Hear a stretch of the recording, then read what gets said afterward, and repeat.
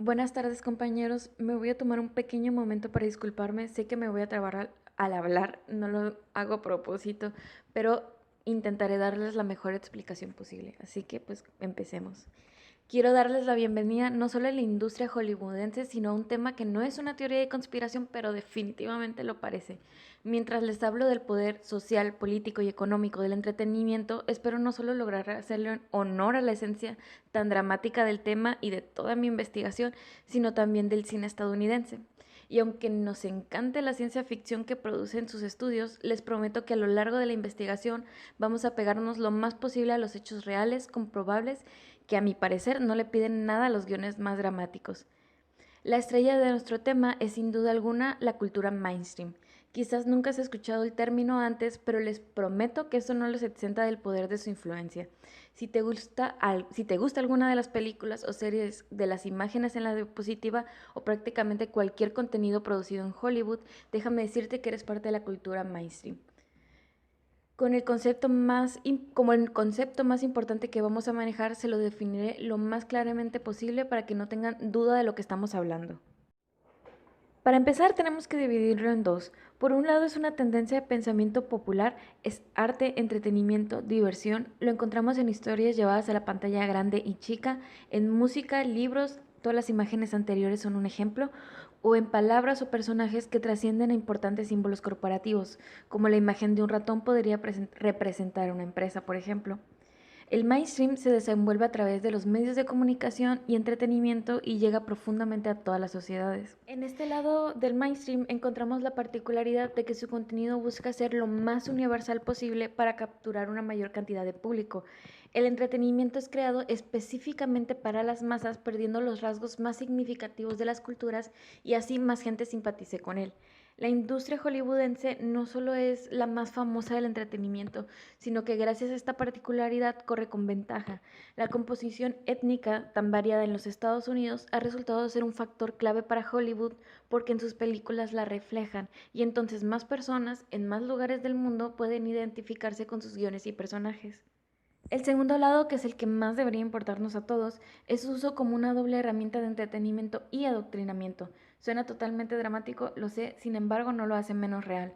Pineda Cachero nos dice que los medios mainstream están fuertemente ligados a los poderes político, económico, académico y, por supuesto, de los medios de comunicación masiva. Hollywood es el ejemplo perfecto de cómo convergen estos poderes y me dedicaré el resto del trabajo a explicar eso y el uso que se le ha dado al mainstream para estos fines políticos corporativos.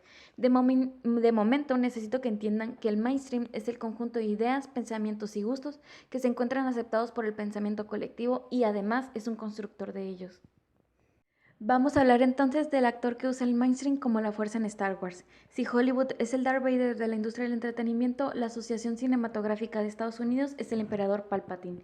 La MPA, por sus siglas en inglés, es la cabeza del entretenimiento estadounidense. Este conglomerado es el poderoso lobby hollywoodense y en su página web se describen a sí mismos como los defensores de la industria creativa del cine, televisión y las transmisiones del mundo.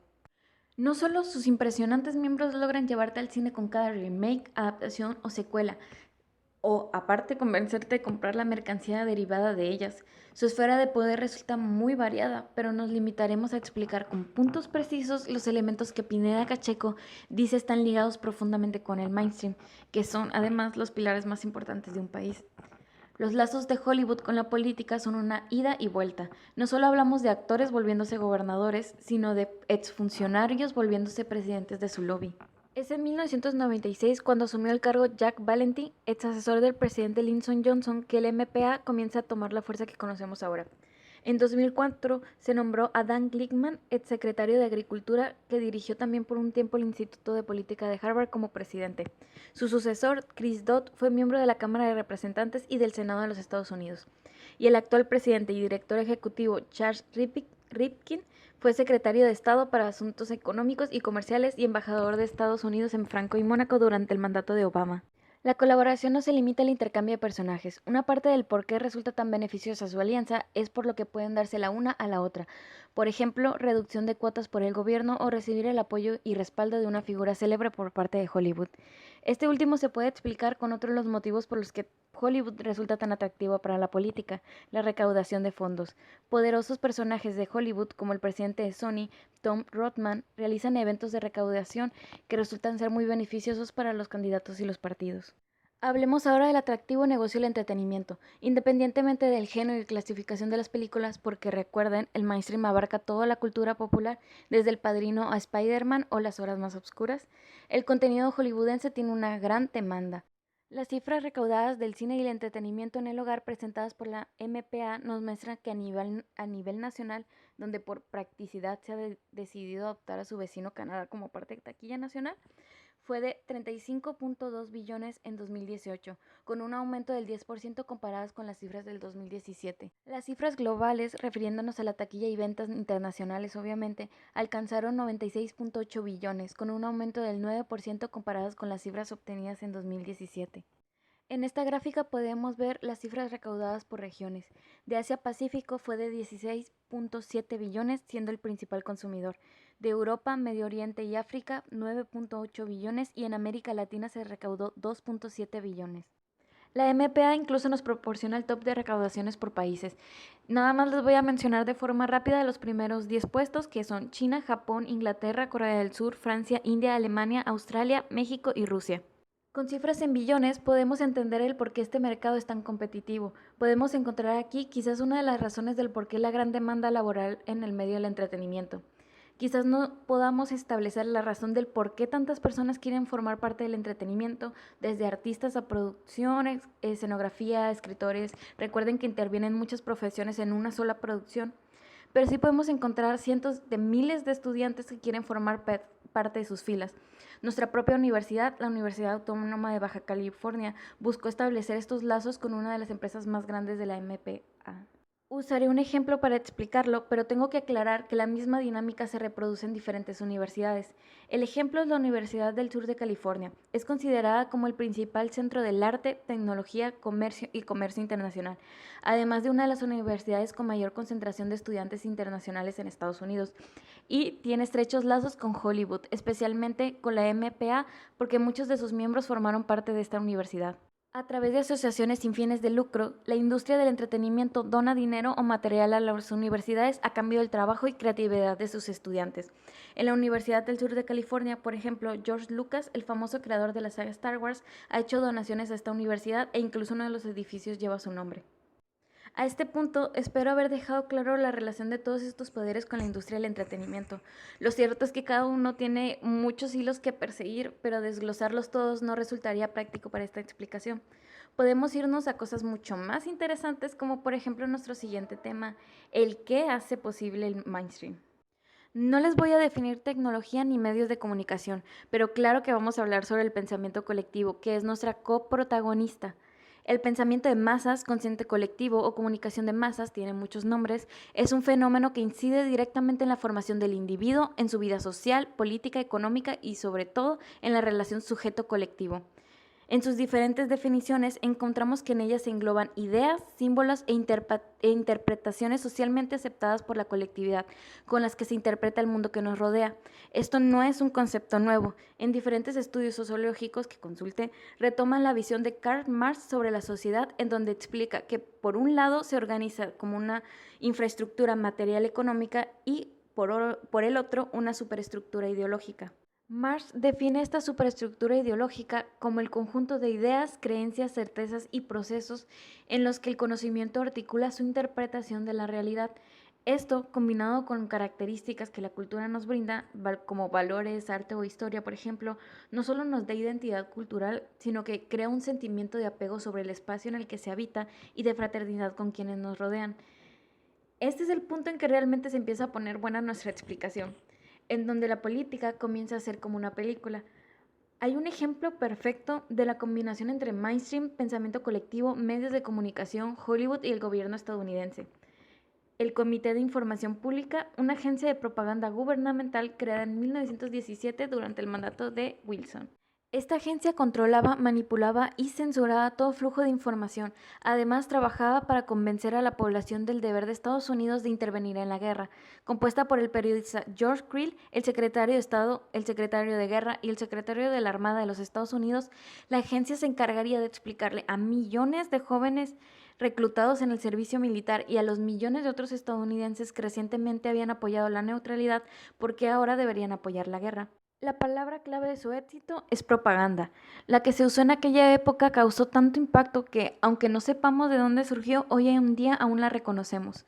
Vega Durán nos dice que la propaganda, como actividad comunicacional e ideológica, es una práctica discursiva que produce y reproduce aspectos determinados de la realidad en la que se desarrolla. Las relaciones de poder, la ideología y de nuevo la propaganda se entienden como discursivas y el discurso es uno de los elementos constituyentes de la sociedad y la cultura. En los archivos nacionales de Estados Unidos podemos encontrar que aparte de otros medios como Los Hombres de 4 Minutos e Informes, se hizo uso de la industria cinematográfica para difundir la información y la visión que el gobierno quería que circulara. Fue tan exitosa que intentó más adelante usar la misma fórmula en su lucha contra el comunismo, reproduciendo mensajes en películas. Estas tres imágenes son ejemplos de películas anticomunistas, pero el cine de propaganda no tuvo la misma respuesta que el gobierno quería, así que tuvo que hacerse a un lado y dejar de producir y comenzar a cooperar con Hollywood. He aquí la razón de que el mainstream sea esencialmente corporativo. Desde luego no he olvidado la razón de nuestra clase y del porqué de esta exposición. Toda la trayectoria que hicimos es esencial para entender cómo brincamos de la geopolítica a la geocultura. Ahora sí, compañeros, agárrense porque la realidad es más aterradora que cualquier guión hollywoodense. Si la geopolítica y la geocultura tienen un hilo conductor, este definitivamente es el soft power. Persuadir en vez de coaccionar.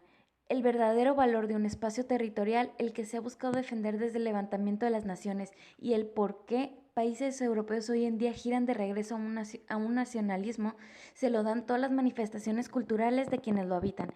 El propio desarrollo urbano se realiza plagado de estas manifestaciones. El territorio es recubierto de ideas socialmente aceptadas y que por lo tanto forman una identidad nacional.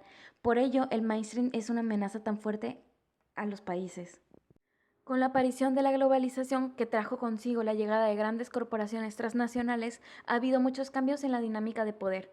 Sobre esto, en la revista Foreign Affairs Latinoamérica encontramos que el poder se ha diseminado geográficamente y se ha alejado de los focos tradicionales de poder a actores no gubernamentales y ciudades globales cada vez más influyentes. Esto se debe en gran parte a la llegada de la revolución digital y a la creación de redes que han transformado al mundo en uno más multipolar, con más plataformas y más intereses que compiten por la influencia mundial. La geopolítica nunca dejará de ser una herramienta indispensable, pero los cambios en el mundo exigen que se reconozca el valor de la geocultura y por sobre todo su utilidad. En esta nueva era digital y corporativa, los medios tradicionales de poder no bastan para alcanzar los objetivos de política exterior. Se necesita más y ahí es donde entran estas nuevas herramientas, como lo es el mainstream. Si la geopolítica se desenvuelve en el lado físico del poder, la geocultura lo hace en la intangible, en lo que identificamos como la superestructura de Marx. Con la imagen en pantalla intento darles un apoyo visual de lo que estoy diciendo, siendo el mundo una representación de la sociedad, las líneas moradas sobre él representando el pensamiento colectivo y la última capa el mainstream. Los medios de comunicación y su influencia trabajan en esa fina unión entre cultura popular y pensamiento colectivo. El mainstream ha catapultado la cultura norteamericana a la arrolladora influencia que tiene hoy. Dentro del contenido del entretenimiento ha sido cuidadosamente tejida la cultura con los intereses político-corporativos para dirigir los pensamientos y conductas, es decir, influenciar directamente en la ideología de los individuos. Lo vimos con el Comité de Información Pública en 1997, ahora imagínense el alcance que tiene esta estrategia de propaganda difundida por más de 100 años. La construcción histórica de las ideas que permean nuestras culturas y el uso de ellas para un adoctrinamiento ejercen hoy en día uno de los brazos fuertes de la geopolítica de los países apoyados por las nuevas tecnologías. Como un reflejo de la política de Estado americana, de su política exterior y sus medidas de expansión, el mainstream viene a legitimar las ideologías que dan forma al hombre y sueño americano, su libertad y democracia, del corporativismo político al corporativismo ideológico del entretenimiento. Un último ejemplo de la magnitud de este poder de influencia en el pensamiento colectivo y un guiño de él en el título de la presentación es la propia palabra Hollywood, que he estado usando y se usa como un símbolo de la industria cinematográfica estadounidense, pero que en realidad es un barrio de Los Ángeles. Gracias por su tiempo, compañeros, no salgan de sus casas y que la fuerza los acompañe.